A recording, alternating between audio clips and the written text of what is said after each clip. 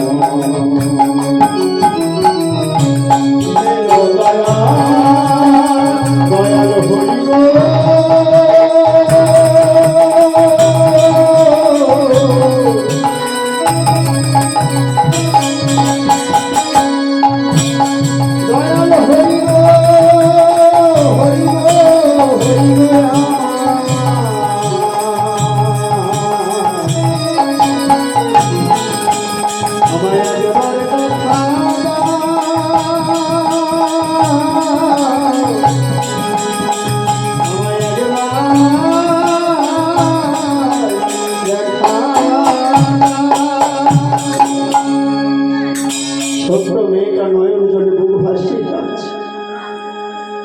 এমন সময় বৃদ্ধ বাবা এসে বলে উঠল, ওরে মালতী,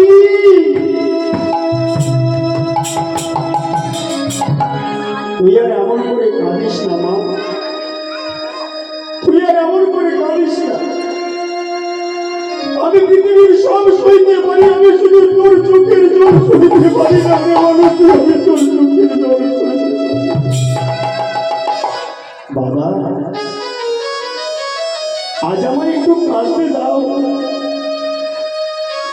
আজ আমার একটু কাঁদতে দাও বাবা, তুই আমার একটু কাঁদতে দাও। কেন যাবো?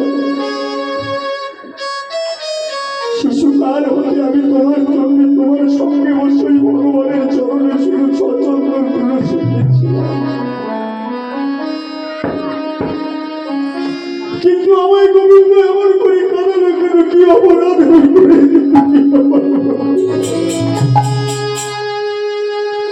নারী মা, না না, এই জীবনে ভগবানকে দোষ দিস না মা, সে যা করে নাকি সবই ভালো।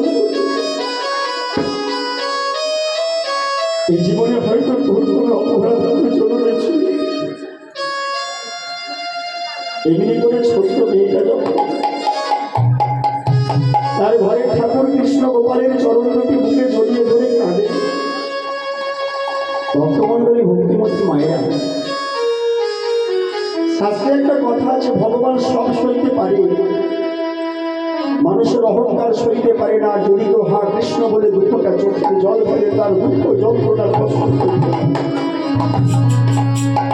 সে যেমন করে বলুন না কেন,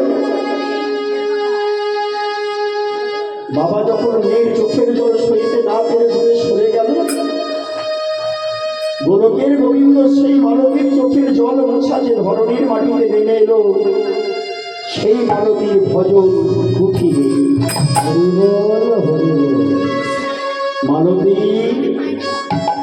কে? আমি কে তুমি? আমি তোমায় চিনতে পারছি না। তোমার সারা অঙ্গে জ্যোতির্ময় আলোর ছটা, তোমার অঙ্গের সৌগন্ধে ভরে উঠেছে আমার ভজন পুঁথি। বলো তুমি কে? ওরে মালতী, যার জন্য তুই নয়ন জলে বুক ভাসিয়ে কাছে, আমি যে তোর সেই আরাধ্য দেব কৃষ্ণ গোপাল। কৃষ্ণ গোপাল, তুমি এসেছো, আমি আসবো না কেমন করে বল? তুই এমন করে নয়ন জলে বুক ভাসিয়ে আমায় ডাকিয়ে আমি কি না এসে থাকতে পারি? বল তুই আমায় কেন ডেকেছিস?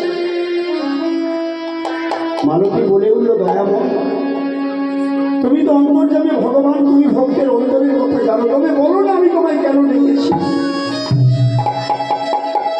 অনাদিরাদি গোবিন্দ ভগবান বলে উঠল, শোন মালতী, এই জগতে সবাই আমায় ডাকে, আমি তাদের মনোবাসনা পূর্ণ করি, কিন্তু আমি কারো কাছে যাই না। কিন্তু তোর ভক্তির প্রেমে বাধা পড়ে আজ আমি তোর কাছে এসেছি। বল তুই আমায় বলছি? ওগো দয়াময়, তবে শোনো, নারী করে যখন জন্ম দিলে তবে একটা মা বলা সন্তান দিলে না কেন? তাহলে তো আমায় এমন করে পাড়া প্রতিবেশীর কাছে কটু কথা লাঞ্ছনা সইতে হতো না। সকাল থেকে সন্ধ্যা পর্যন্ত সবাই আমায় কত কটু কথা বলে, সবাই বলে